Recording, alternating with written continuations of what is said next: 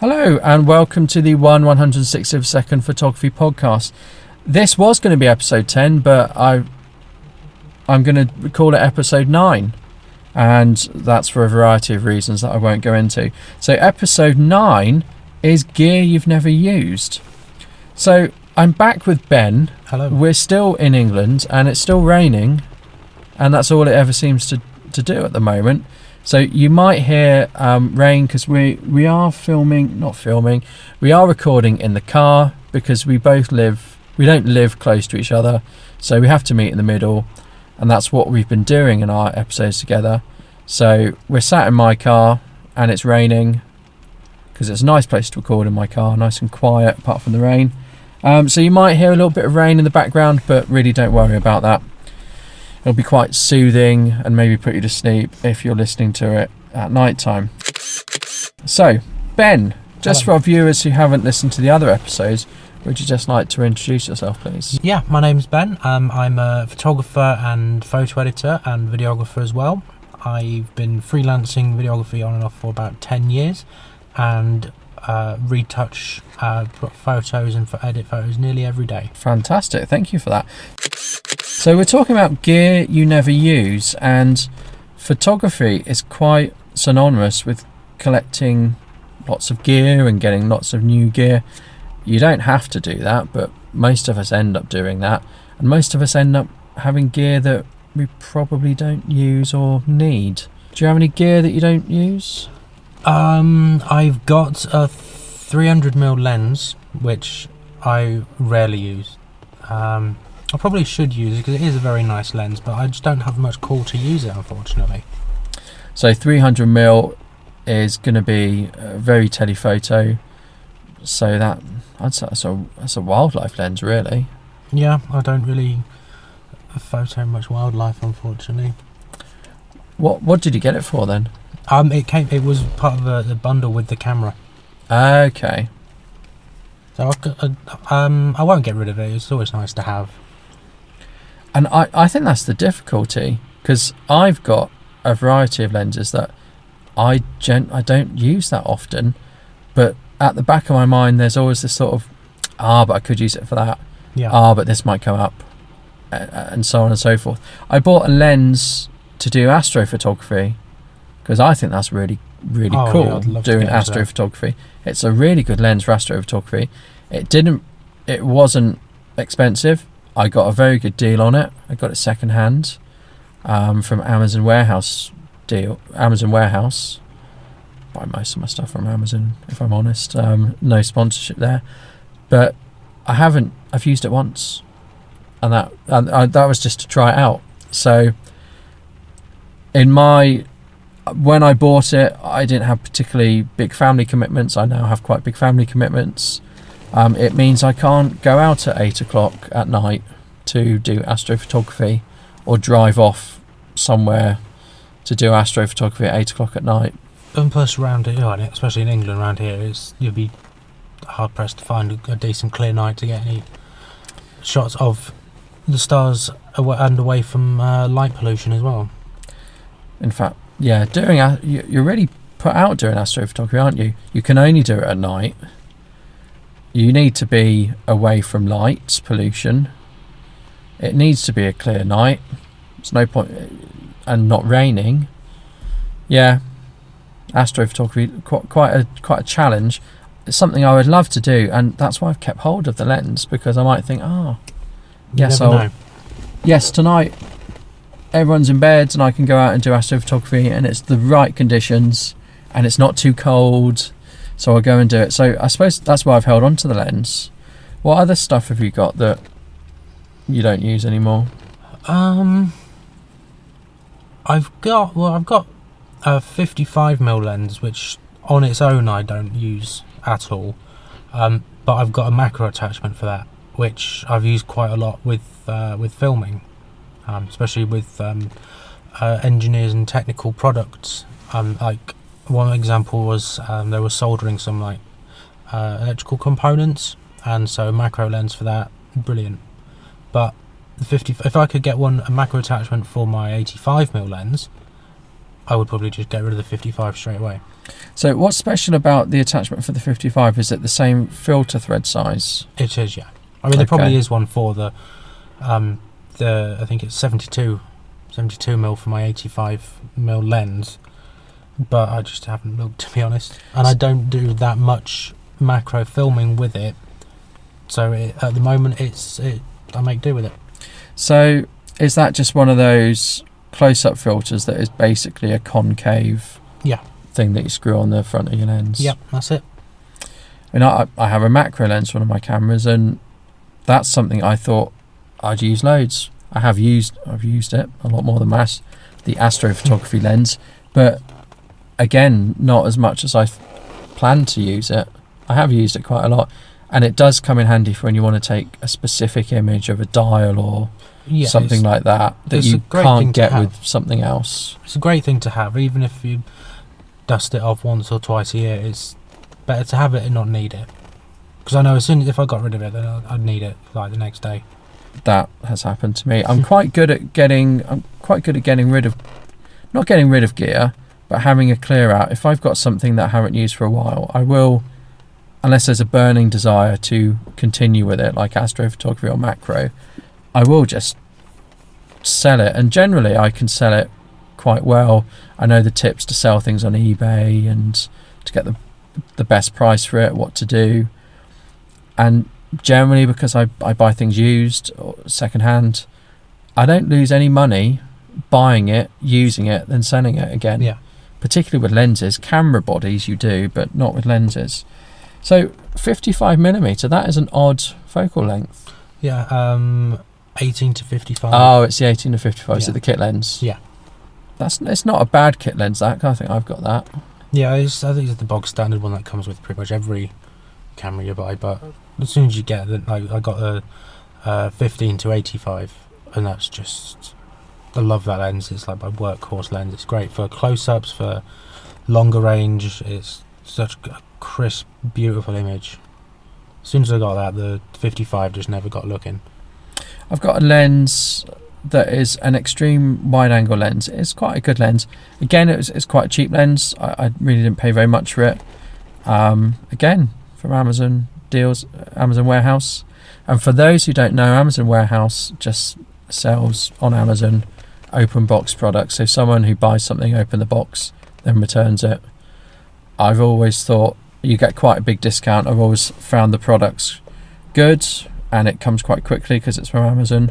Again, sadly they're not paying me to say that. I really would like to be sponsored to say that, but they're not. So other things are available, but I just find it quite good. The good thing with Amazon Warehouse is you've got a returns policy. You get them second hand off eBay. A lot of people don't accept returns, and they will sell something dodgy, and then you're screwed and you're stuck with a faulty lens and you're down X amount of hundreds of pounds for it. Unless it's not as described.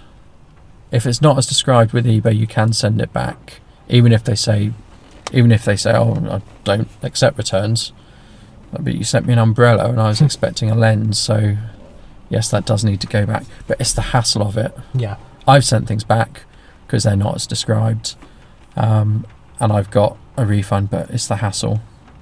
I think now you might even get your postage back, but it's just the hassle of it. So you are right. That is another good thing about Amazon, and why I would rather get something from Amazon rather than eBay, particularly for photography gear.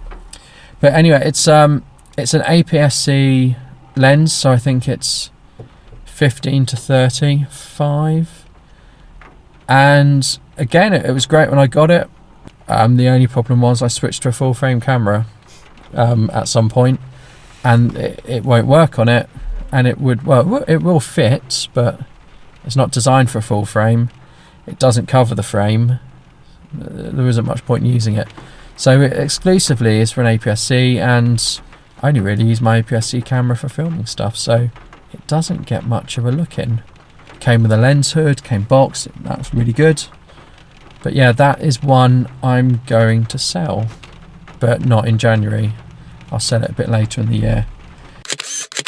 Anything else you've got that you just don't use anymore? I've got a folder of various filters. A lot of them, I've got the UV filters pretty much always on. and then your ND filters, your neutral density ones. Other ones, I think I was more enthralled by the idea of having, I've got a folder full of lenses, they're gonna be great. But then a folder of 12 lenses and you only really use 3 of them, and the rest just never get a look in.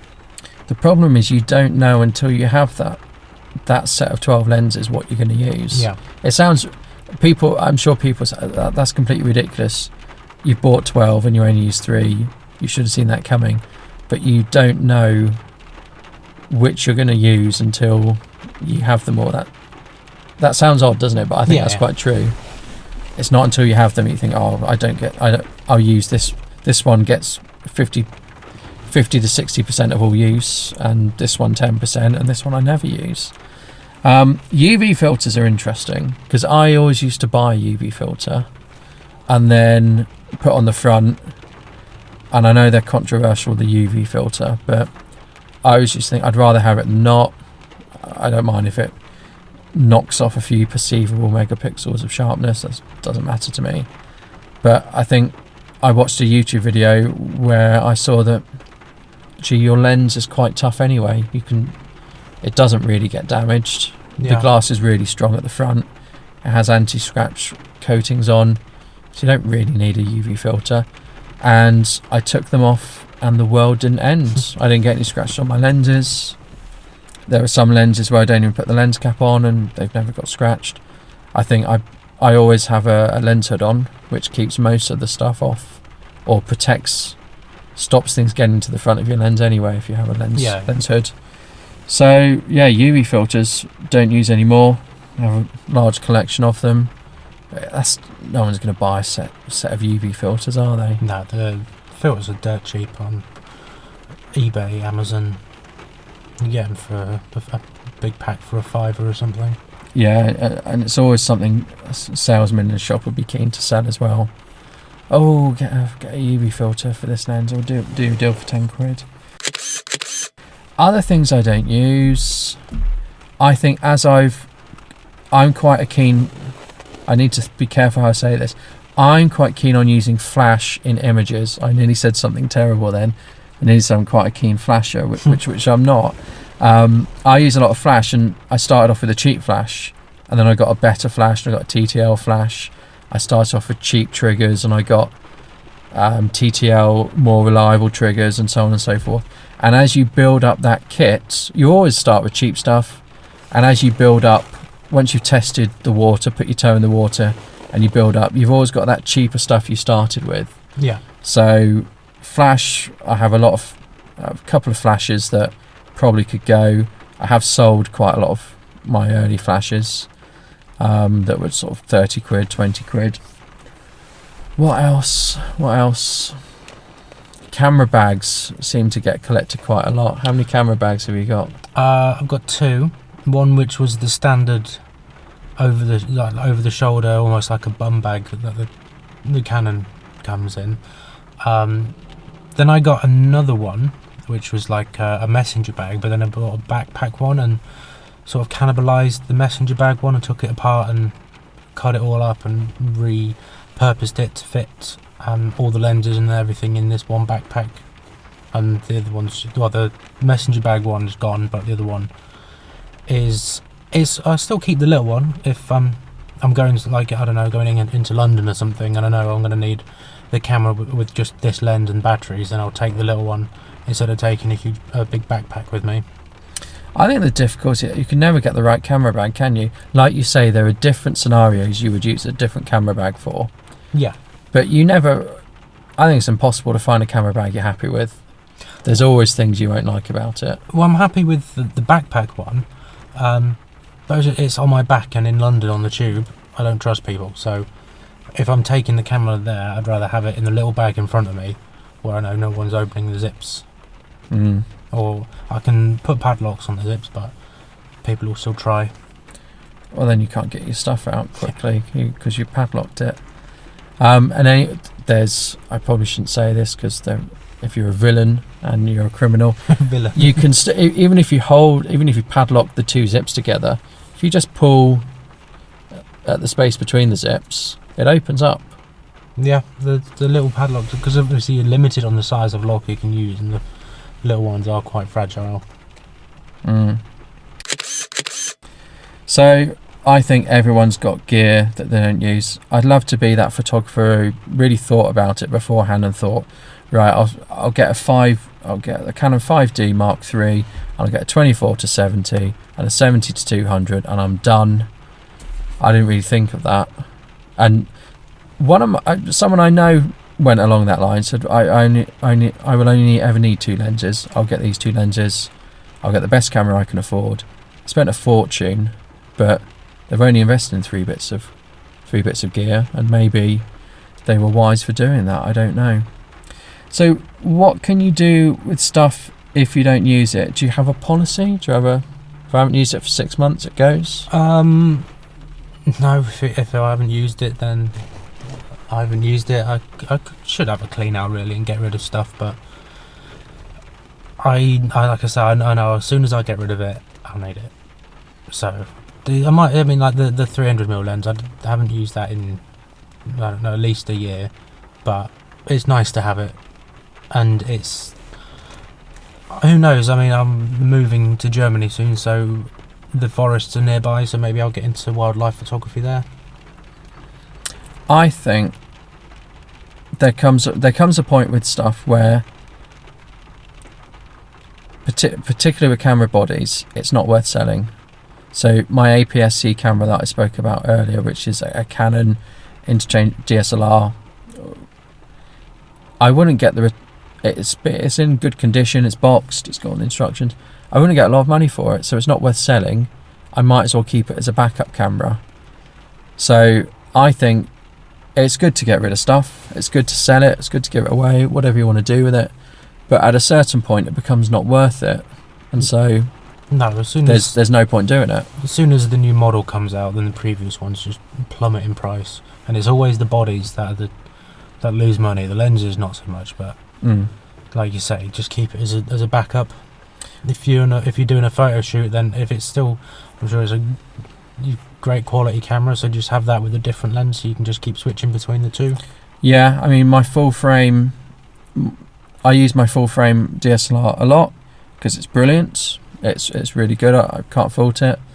And I have quite a few small cameras that go out on family trips or day trips, which are so much better than just using a smartphone. In terms of, because if I want to capture my children, a smartphone won't do because they don't sit still. Whereas a proper camera, even if it's quite a wide angle, like 35mm, still captures them really quickly, 0.002 of a second. The camera I take most places with me has a built-in ND filter, so I can just pick the camera up, go when I need it, turn it on, take a shot, turn it off. It's the Fuji X100 that comes out a lot of places with me, just because it's easy and it's light, and people have preconceptions if you walk around with a DSLR and a massive lens as well, so I always want to avoid that. Yeah. Particularly going places with my children as well. I don't want to be carrying that around, but I also don't want that perception. No, of course not. No. So yeah, stuff where there is a need to sell stuff, I use eBay. I have traded in, but we talked about Amazon. There are other companies that sell camera gear and have second-hand gear. I have traded in a few things with them, but you will always get a better price on eBay, but you go to much more hassle on eBay, I would say. Yeah, if you're after just a quick buck, then CEX, they'll buy camera equipment, and if you ever look in the window, they've always got lenses for sale and various bodies, but they'll give you a lot less than you would get selling it online. I have sold a lens with them, and it was a 28 to 135. Just never used it, and it was really, if I carried it around, it always extended, it always dropped, it had terrible zoom creep. So I did sell it with them. I didn't get a huge amount with them, but the reason I sold it with them was because it didn't sell on eBay. Ah. So not a lot is better than nothing. So Yeah. I couldn't sell it on eBay. No one bought it, so I sold it for them. And I've not missed it. Strangely, I've not missed it. That lens. Have you sold any gear, Ben? I sold bits and pieces over the years. Nothing major though. I'm a bit of a hoarder. Like I say, I'll just keep it because you never know when I'm going to need it, and it's always better to have interchangeability for any circumstances than struggling if you suddenly oh god, I need to film something over there. Oh well, can't do it. I agree, and certainly your next camera might be able to take that lens that you would have sold, if that makes sense. Yeah. Just with an adapter, you might be able to fit it on a different brand, and it might work okay. So, I would recommend selling stuff, but only if you get a good price for it. I've never traded in a whole camera system to say switch to Fuji or something. I've never traded in 7 Canon lenses and a body just to get the new Fuji one, which some camera retailers will offer. Never done that. I've only ever really sold on eBay, apart from the one time I went to a different seller. But yeah, I think if you don't use it, sell it unless you anticipate using it. So that was our episode 9 about talking about gear you've never used. What do you think? Have you amassed a garage load of gear, or are you the smart photographer who's got one body and 2 lenses that we spoke about? Let me know your thoughts. Find us on Facebook and listen to our other episodes. Thank you. Goodbye. Bye.